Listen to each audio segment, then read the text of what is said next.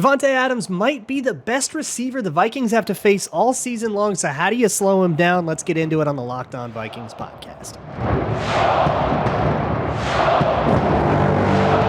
You like that on 3, 1, 2, 3, you like it! You are Locked On Vikings, your daily Minnesota Vikings podcast, part of the Locked On Podcast Network, your team every day. Hey, everybody. Welcome to the Locked On Vikings podcast, where we're always trying to learn something new. Part of the Locked On Podcast Network, your team every day.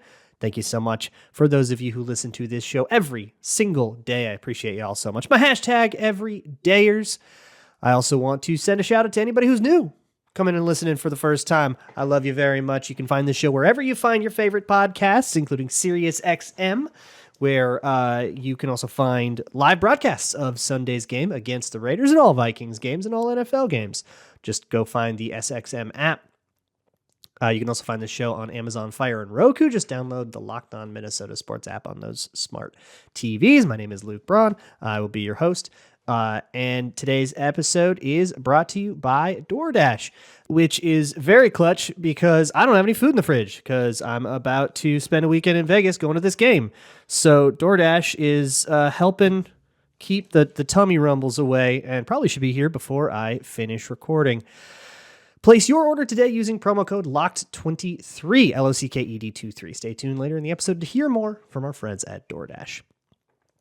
First things first, I would like to go over the biggest threat on the Raiders, which is Davante Adams. You may argue that it is Max Crosby. We're still kind of on knee watch with him. He was a DNP again on Thursday. We'll see what it is on Friday, but that report is going to be out after this show goes out, so we'll just have to kind of watch that. He did play, as your boy Q said yesterday on Crossover Thursday. He did play last week, despite not practicing all week, but it was like rough. There was swelling. It seemed like a pretty rough. So I don't know if he's going to do that again or not or whatever. So let's call him. Let's just zero that out for now and say, what do we do about Davante Adams? I mean, look, he has given the Vikings some fits in Green Bay, and he's also had games where he's been totally shut down by Mike Zimmer back in the day. So how do you do it? And I think it's a question about the Raiders in general more than it's a question about Davante Adams. He has had games where he's had 20 targets in this. I mean, he's had 12, 11 targets in a couple of the more recent games. He's been able... What was the 20 target game? Yeah, 172. Jesus Christ. But what I find kind of interesting was that the team that he had one of his lowest outputs on the year against was the New York Giants. Like, I always want to go to the Giants when I'm looking at other teams and say, okay, what'd they do against the Giants? Because while the Giants are not a good team, they are a blitz-heavy team, and that makes them a decent allegory. So if the Giants can find success, you can say, okay, how'd they find that success? And what happens here? Just 4 catches for Davante Adams on 7 targets. And in looking into that game in a little bit more detail, there were a lot of blitzes because that's Wink Martindale over there. That's what he's going to do. And O'Connell started getting the ball out quickly.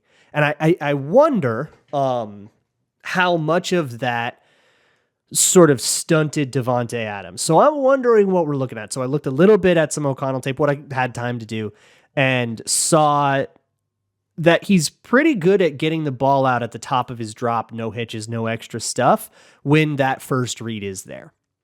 Now, take away the first read is like a kind of a no-duh analysis for any defensive person. Like, of course you're going to try to take away the first read, but I wonder if the way the Vikings play this doesn't play kind of perfectly into that. Davante Adams is as good as he is after the catch. He has forced 5 missed tackles on this entire season, at least according to PFF. And I wonder if letting him catch 15 balls for 4 yards a pop ain't the way to go. That feels like a decent way to do this for me. So that could mean blitzing, playing that kind of off man. If you want more detail about the Brian Flores defense, boy, do I have the video for you. Go to patreon.com/LukeBraunNFL. It is a free video to watch. I want everybody to be able to watch it and understand what they're looking at when they watch the Vikings defense. The very, very broad strokes of how those blitzes are constructed, how the coverages behind them are constructed. It's like an hour and a half, and it took me a long time to make. So I put a lot of TLC into that one. So please go check it out if you have time. But the tools at the Vikings' disposal are really good at encouraging short throws. So there's two kind of major components to the defense. One is 6 men on the line of scrimmage, which is going to be really good against the run game. And that will be very, very, very helpful against Josh Jacobs. Talking to Q yesterday, getting Josh Jacobs going is going to be like a really big goal for the Raiders. So I like the idea of stringing out the line of scrimmage all the time, keeping the offensive linemen occupied and stressed out by not, allowing them to ever be a part of double teams, break up those double teams by just putting more guys, right? You can't do a 2-for-1 when you only have enough guys to put a hat on a hat, right? So I love that idea. And I love the idea of sending those guys a lot if they're going to be on the line of scrimmage, backing way off and saying, yeah, Aiden O'Connell, you can 3-step drop and throw a hitch all day long. We just got to come up and tackle.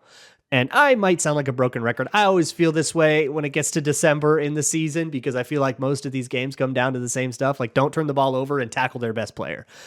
You do that, you're going to do pretty well. Like, that feels like a pretty good way to predict if Vikings games are wins or losses. Did they tackle the best player and did they avoid turning the ball over? But it doesn't make it any less true.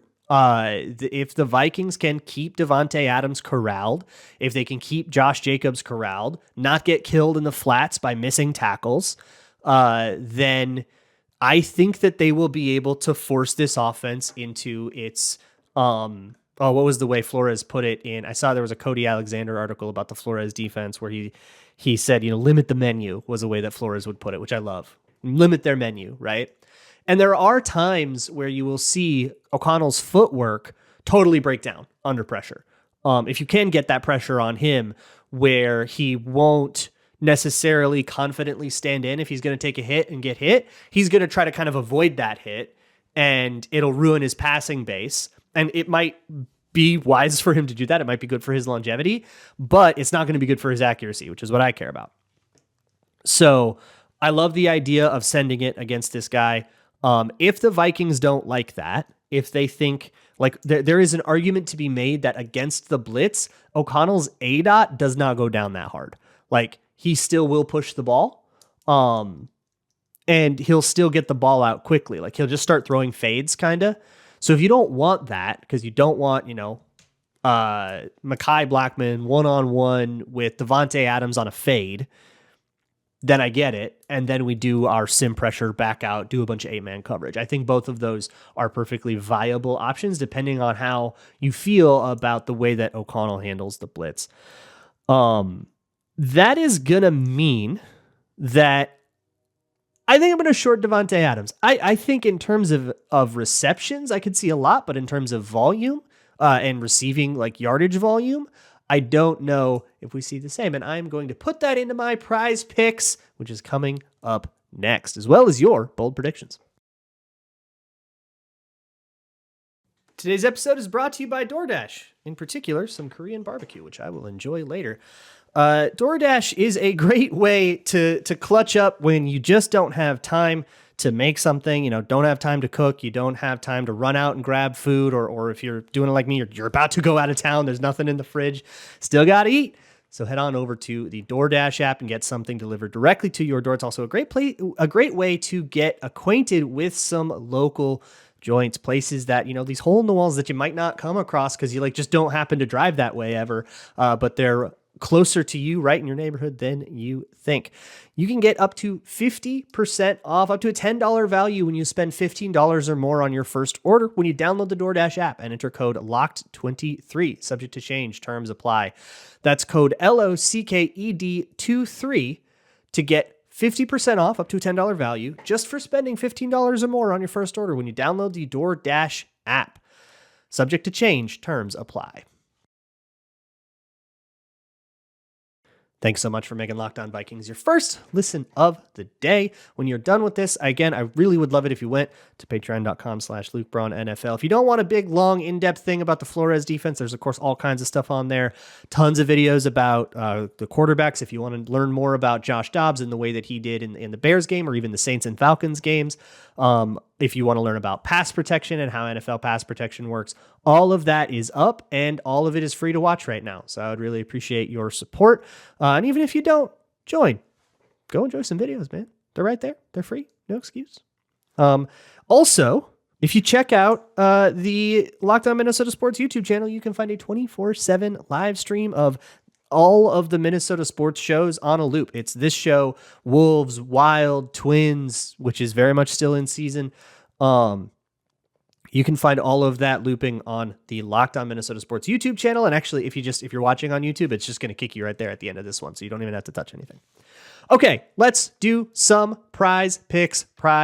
Y'all know the drill by now. We're going to go to prizepicks.com, which we will tell you a little more about later. But PrizePicks is a more than less than game. So I'm going to pick a few of my favorite plays from PrizePicks, and we'll talk about them as a way to sort of predict the game. So I wanted to start with, like I said, Davante Adams. Now, the Vikings defense has been absolutely surging. And one of the ways that they have done this is by limiting explosives, right? They have been really, really good at limiting explosive plays against them in the last few weeks because that defense is really starting to kind of get itself down. Here's the deal. Interim head coach over in Vegas, they're keeping things together by the seams. This is, if a team is going to solve the puzzle, I'm not putting my money on it being Vegas. That's just the reality of when you are in that sort of fly by the seat of your pants situation. And honestly, I would say the same thing about the Vikings. If they were going up against a novel defense, they're doing this stuff with their quarterback. You know, they're just trying to piece together whatever they have. I'm saying less than 70.5 receiving yards for Davante Adams. Looking elsewhere on PrizePicks, the first place I looked was Justin Jefferson, who's got a PrizePicks total set at 5.5 receptions. I'm slamming the more than button there. I have a feeling that Joshua Dobbs, who has had his struggles in the last couple of weeks, he's recalibrating his brain right now, right? He is trying to take away all of the bad juju from those final games, try to get his timing back right, trying to get his rhythm back. And when you are struggling and you've got a guy like JJ, I think he becomes a crutch. And I don't know if that's necessarily healthy. I don't think you get the luxury of being healthy when you're dealing with backup quarterback stuff like this. But I think it can definitely go right back to being, we're just going to force the ball to JJ 13 times for better or worse here. And maybe even throw interceptions that way, right? So I'm going to hit a couple of more thens here. One, I think I'm going to hit this every week, is Joshua Dobbs more than half an interception.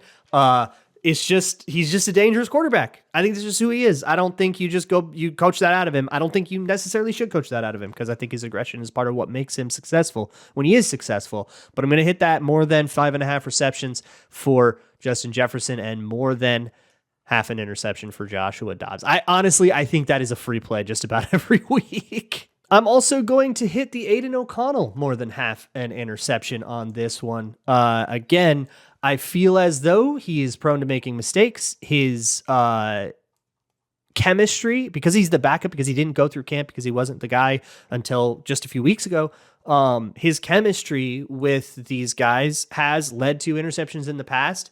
And I think that the Vikings are a team that can basically sit and break on the ball, right? The way that the Vikings play defense in that off-man coverage, which I should probably stop calling off-man coverage because it's not true man-to-man, but it's you line up man-to-man, so that's why I call it that way. And you know what I'm talking about, right? Everybody on that same 7 to 9 yards deep, everybody lined up off on a man, and then you're threatening blitz with everybody else. That cover 0 look, maybe a cover 1 look. And it's 2 beats flat-footed, right? 2 beats on the quarterback, flat-footed, and then you snap your eyes to the wide receiver, break on the ball if applicable. If they're going to try to hit the Vikings with slants and sticks and stuff like that, and the chemistry isn't perfect and the timing isn't perfect, and Aiden O'Connell, is a little bit late with that ball, he's throwing picks. So I'm taking it. I feel pretty bullish on this game, to be honest with you. as down as I am on the Vikings because of Monday Night Football, and I will caveat this by saying, I mean, look, there exists every possibility in the world that the Vikings turn the ball over 3 times and lose. I mean, goodness gracious, they've done it before. But I think I like the way that the Vikings match up with the Raiders on both sides of the ball here. I like the idea that I feel a little bit lucky to be drawing the Raiders at a time when they don't have 100% of Max Crosby. Even if he does play, he's going to be, not 100% healthy. I like the way that they match up with a secondary that has been rebuilt well and has played well, but Addison, Jefferson, Hawkinson, I think these guys can match up. I mean, Justin Jefferson on like Amik Robertson. I love Amik Robertson, but I like him a lot, actually, as a car. I've liked him since he came out of the draft, but I think JJ is just a different beast. It's one thing to get Christian Watson in the end zone on a jump ball. Very much another thing to get Justin Jefferson in the end zone on a jump ball. The infusion of talent the Vikings have, the Vikings are a good bit healthier. Everybody on the injury report is a full participant on Thursday, except for Ed Ingram, who was a late add Thursday. He's limited. So that is a situation to watch as well. It'd probably be Chris Reed or maybe Blake Brandel comes in and replaces him if he doesn't come in. I actually would be kind of curious to see which it would be. My guess would be Chris Reed. Blake Brandel played a lot of left guard, so my guess would be Chris Reed, but we'll see. I don't know. I feel bullish about this game, but those are my PrizePicks prized picks. And let's talk a little bit more about PrizePicks and then go into your bold predictions.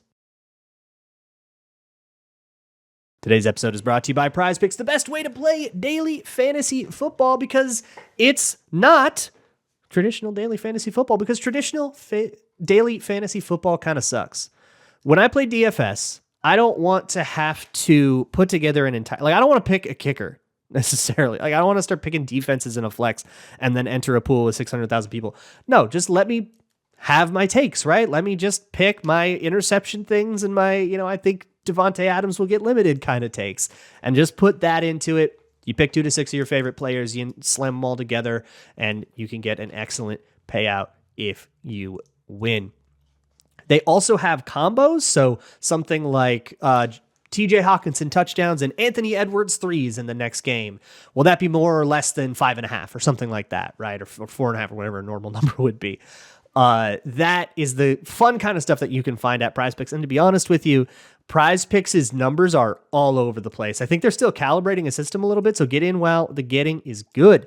Go to prizepicks.com/LockedOnNFL and use code LockedOnNFL for a first deposit match up to $100. Once again, that's prizepicks.com/LockedOnNFL. Use code LockedOnNFL for a first deposit match up to $100. PrizePicks, daily fantasy sports made easy. It's time for the bold predictions. That was my best Elvis. You can't judge me for it. Vegas style bold predictions, baby. This is my favorite segment of the week. This is where I take your boldest takes, your spiciest hot predictions. I read a few of my favorites off, and if any of them hit, I get punished. We have not yet had a hit this year, and that's the way it should be, because if these are hitting all over the place, then they ain't bold enough. Let's go back to the Chicago game for just a moment and read the bold predictions from there. The first one that I took came from Get Quackin', who said that the Vikings defense would start off with an unblocked DJ Wonnum sack on Fields. If I remember, DJ Wonnum made a play on the first play. It wasn't a sack on Fields, though, so we didn't get there. But in spirit, you did a good job. Nick Howard said that the defense would set an NFL record for pick sixes in a game. That would have been 5 pick sixes. That's fantastic. Man, we were going there for picks on the other side of the ball, weren't we? 4 is pretty nasty. But I don't think I can give you the spirit of this one either. Zachary Hayes says, just like the very first game against the Bears, the Vikings would win 37-13 and Dobbs would get benched. Boy, or he would get benched for Hall, and then Hall would throw 4 TDs. You were onto something here. You were like 45% on the right track, because maybe Dobbs should have been benched. He was not benched though, and the Vikings also didn't win. But the Bears did score 13 points. So I'll give you that. You were just 25 short on the Vikings. Viking King said that ESPN Jordan would mark his rookie season just like Randy Moss did, with 3 receptions, 3 touchdowns, and 163 yards. I also said that he would have to score on every catch, and I didn't hold you to the exact amount, of course. Jordan Addison had 30-something yards, which also nulls the next one from Cade Holbrook, who said that the Vikings own the all-time record, 66, 57, and 2. And then Addison's stat line would match exactly that. So 6 receptions for 57 yards and 2 touchdowns. He did get 6 receptions. He did not get 2 touchdowns, and he also did not get 57 yards. And also, you had rushing yards in there, so no rushing yards. Jake Arendt said that the Vikings would be up over 20 at halftime and the game would end in a 1-score game. You got the second half. You sure didn't get the first half there. The first half of the Vikings game against the Bears was a nightmare. And King Squeak said that the same players that scored last time score in this game. And he said exceptions are if any scoring players from the last game are not active on Monday. I think I forgot to read that out loud because a couple people were like, yo, Jordan Hicks is in there. He's on IR. How can this possibly happen? So fair enough. Obviously that was caveated, but I messaged King Squeaks and said, why don't you pick another defender? He picked Ivan Pace, but Addison didn't get in anyways. So we didn't get there, and Hawkinson scored a touchdown. So it didn't happen. Whatever. Let's move on to the Raiders game. I got 6 here. I'm very excited about all of them. Y'all did a very good job on this one. The Mary Skull Bus says that Las Vegas is known for blackjack, aka 21. The Vikings will score and win the game with the numbers of the players adding up to 21. For example, Dobbs is 15 and Lewis Cine is 6. Field goals go to Joseph's number. So, for one, I'm going to say Vegas scoring rules here. I'm a little bit confused on what you mean by the Vikings will score and win. Like, would that be the game-winning score? But I think I'm going to reconfigure this one a little bit to make it a little more doable. So Vegas rules on scoring. So a rushing touchdown counts for Dobbs, but a passing touchdown counts to whoever caught the touchdown. So, for example, a touchdown to Addison and a touchdown to Jefferson would be 21, and then you would have it. And those would have to be the only 2 Vikings touchdowns.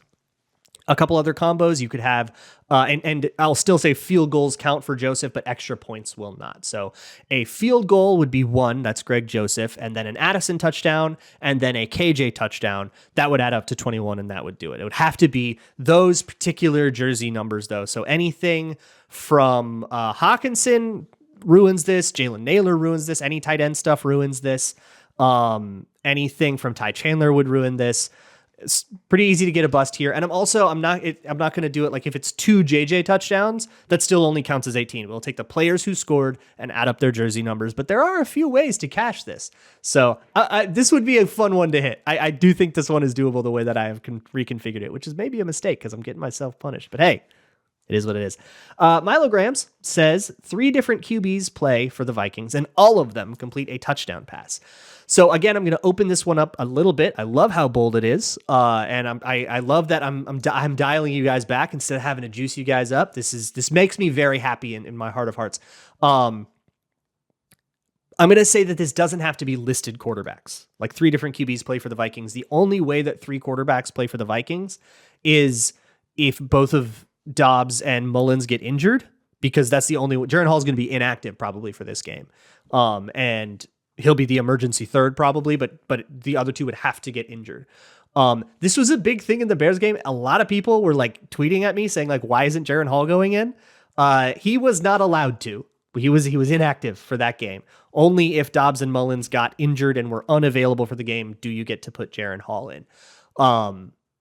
That said, if you did want to bench Dobbs and put Mullins in, you would have a decent argument. So just understand what you're arguing, what you're asking for. This is my PSA to you. Anyways, I will say 3 touchdown passes from 3 different players, whoever they are, will count. So if you get Justin Jefferson throwing a touchdown or whatever, I'm going to count that for you.